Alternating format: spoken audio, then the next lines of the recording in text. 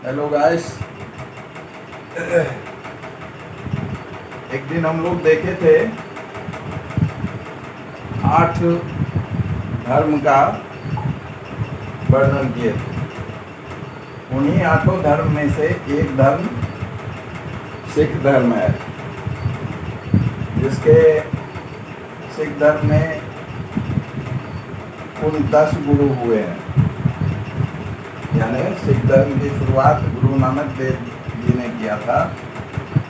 उनके बाद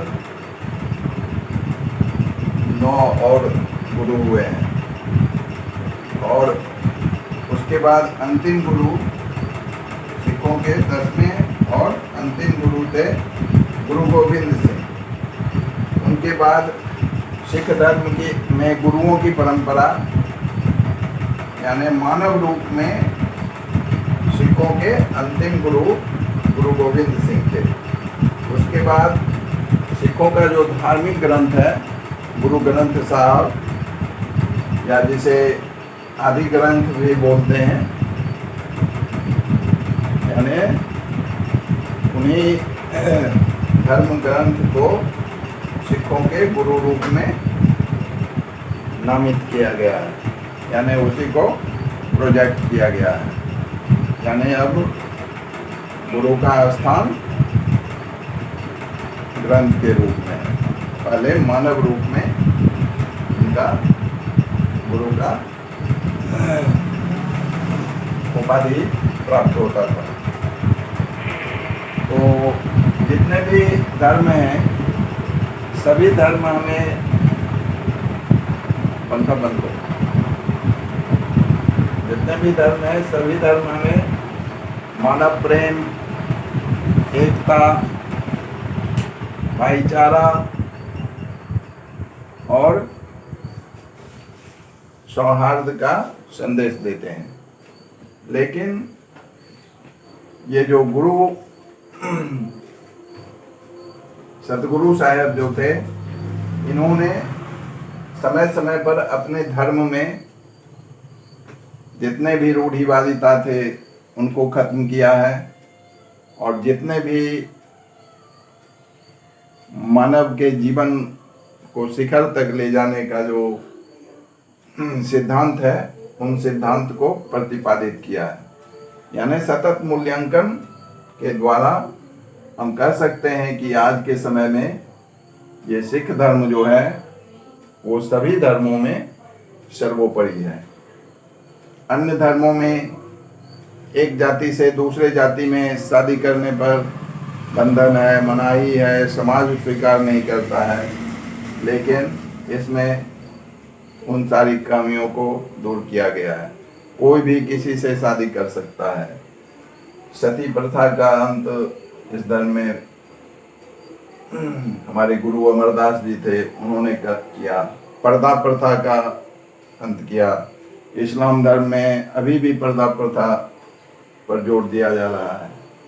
आनंद कारज विवाह समारोह की शुरुआत की गई। इसमें दहेज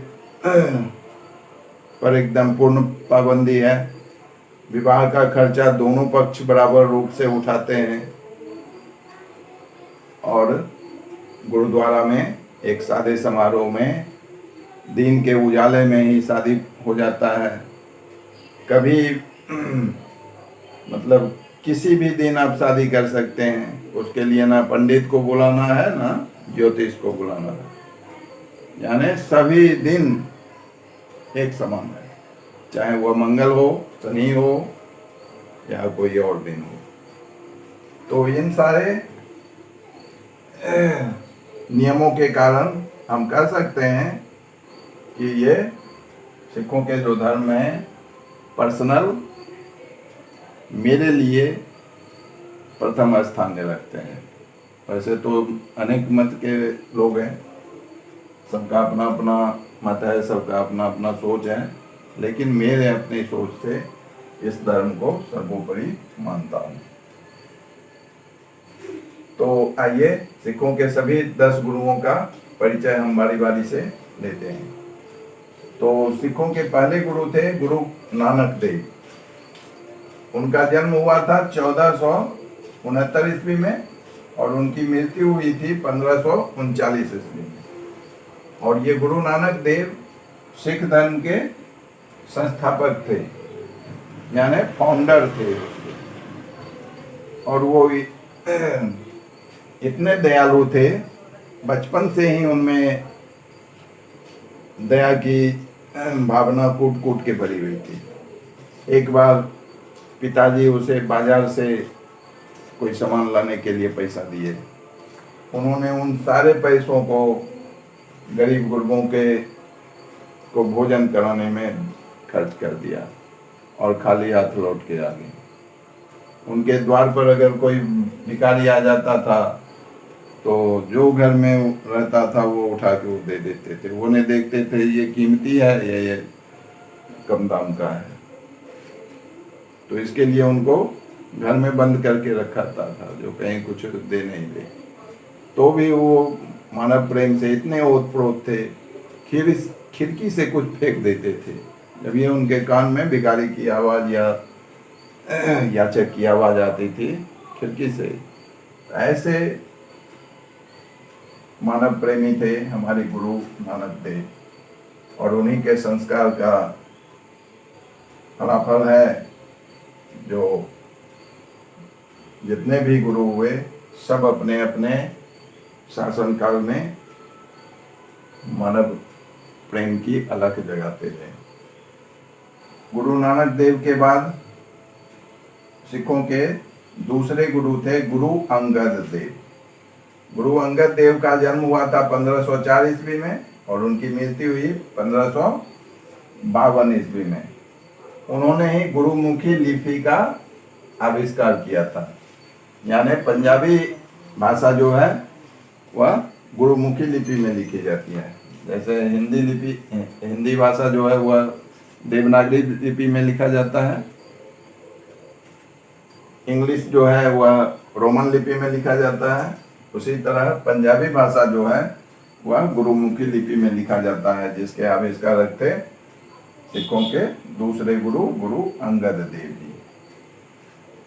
सिखों के तीसरे गुरु थे गुरु अमरदास जी, जिनका जन्म 1479 ईस्वी में हुआ था और 1574 ईस्वी में उनका देहांत हुआ।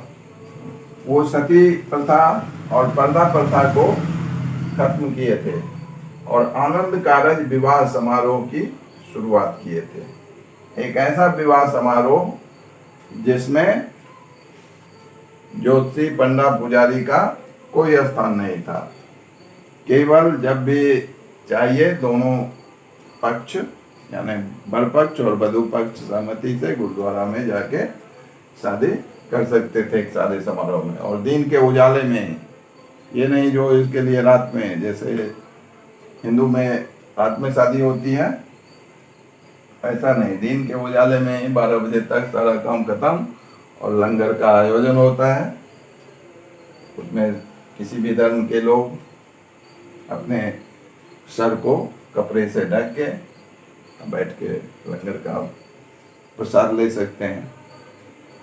इसमें मानव प्रेम को दर्शाने के लिए एक ही कटोरे में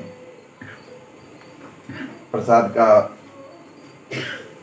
वितरण होता है, जिससे कि उसमें जूठन का भी कोई योगदान नहीं है। सिखों के चौथे गुरु थे गुरु रामदास जी, जिनका जन्म हुआ था 1534 में और उनकी मृत्यु हुई थी 1581 ईस्वी में। उन्होंने सन 1577 में अमृतसर की स्थापना की थी। अमृतसर जहाँ पर स्वर्ण मंदिर है, उस शहर की स्थापना की है और स्वर्ण मंदिर का निर्माण कार्य शुरू करवाए थे। लेकिन वो अपने जीवन काल में उसका निर्माण कार्य अधूरा ही रह गया इनके कार्यकाल में, जिसको गुरु अर्जुन देव ने पूर्ण करवाया। स्वर्ण मंदिर का निर्माण पूर्ण हो गया और सन 1604 में गुरु अर्जुन देव ने आदि ग्रंथ यानी गुरु ग्रंथ साहब की रचना करवाए थे, जो आज उनका पवित्र धर्म ग्रंथ है। और आज उन्हीं को गुरु का प्रतिमा मान करके सिखों के सभी कार्य होते हैं। तो सिखों के पांचवें गुरु गुरु अर्जुन देव थे। ये भी काफी पॉपुलर थे।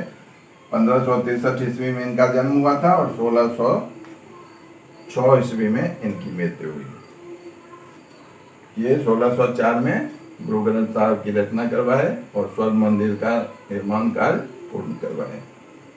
उसके बाद है सिखों के छठे गुरु गुरु हरगोविंद सिंह जी।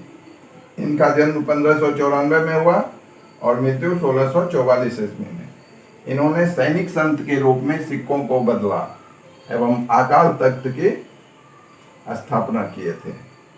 सैनिक संत यानी प्रत्येक सिख अपने आप में एक सैनिक है। जैसे कि कोई भी बाहरी आक्रमण उनको दबा नहीं सके। उसके बाद गुरु हरराय जी हैं, जिनका जन्म 1630 में हुआ है और उनकी मृत्यु 1661 ईस्वी में हुई। ये बहुत ही शांति प्रिय व्यक्तित्व के मालिक थे। ये उस समय के शासक जो थे, मुगल शासक, उनसे तालमेल बैठा करके किसी तरह अपना कार्यकाल समाप्त किए। उसके बाद सिखों के 8वें गुरु थे गुरु हरकिशन जी। ये मात्र 5 वर्ष की उम्र में गुरु की उपाधि धारण किए, मात्र 5 वर्ष में, यानी बाल्यावस्था में ही। और इनका जीवन काल मात्र 8 वर्ष का रहा, यानी गुरु बनने के मात्र 3 साल के बाद इनकी मृत्यु हो गई। तो गुरु हरकिशन जी 1656 ईस्वी में जन्म लिए और 1664 ईस्वी में मात्र 8 वर्ष की अल्पायु में इनकी मृत्यु हो गई। उसके बाद सिखों के 9वें गुरु थे गुरु तेग बहादुर सिंह, जिनका जन्म हुआ था 1621 में और मृत्यु हुई थी 1675 ईस्वी में। इन्होंने ही आनंद साहब की स्थापना की थी। जो आनंद साहब, जिस आनंद साहब में सिखों के जो अंतिम गुरु थे गुरु गोविंद सिंह, वो काफी समय तक वहाँ स्थान अपना जीवन बिताए और आज वो सिखों के प्रमुख मंदिरों में से एक माना जाता है। और गुरु के 10वें गुरु हुए गुरु गोविंद सिंह, जिनका जन्म हुआ 1666 में और मृत्यु हुई 1708 ईस्वी में। इन्होंने ही खालसा पंथ की स्थापना की थी एवं नया संस्कार पागोल की शुरुआत किए थे। और खालसा पंथ के लिए उन्होंने एक नियम बनाया था, जो खालसा बेस के लिए अनिवार्य है 5 ककार, यानी 5 ऐसे वस्तु जिनके प्रथम अक्षर क हैं, इसीलिए इसे 5 ककार कहा जाते हैं। वो वस्तु कौन कौन थे? केस, कंघा, कच्चा, करा, कृपाण। यानी प्रत्येक सिख अपना बाल बड़ा रखेंगे, बाल की सफाई के लिए कंघा का यूज करेंगे, और कच्चा जो है उन्हें पुरुषत्व प्रदान करेगा, यानी कच्चा पहनने के बाद उनमें एक योद्धा वाला ताकत आएगा। और कड़ा, हाथ में जो कंगन होता है, एक कंगन पहनेंगे। और प्रत्येक सिख जो है अपने पास कृपाण रखेंगे, यानी कटार रखेंगे, छुरा रखेंगे। जहाँ अस्त्र शस्त्र ले जाना वर्जित है, वहाँ भी सिखों के लिए ये कृपाण अपने पास रखना, यानी वो छुरा रखना अनिवार्य है। उनको कोई रोक टोक नहीं है। जहाँ किसी धर्म के दूसरे धर्म के लोग हथियार वर्जित क्षेत्र में जाएंगे, वहाँ भी ये कृपाण हथियार के रूप में भी ले जा सकते हैं। तो ये हुए हमारे सिख धर्म के 10 गुरुओं का जीवन परिचय और उनके द्वारा किए गए मानव कार्य। तो आशा करता हूँ ये जानकारी आपके काम में आए और वॉच करने के लिए आपका धन्यवाद। मिलेंगे फिर नेक्स्ट वीडियो में, तब तक के लिए धन्यवाद।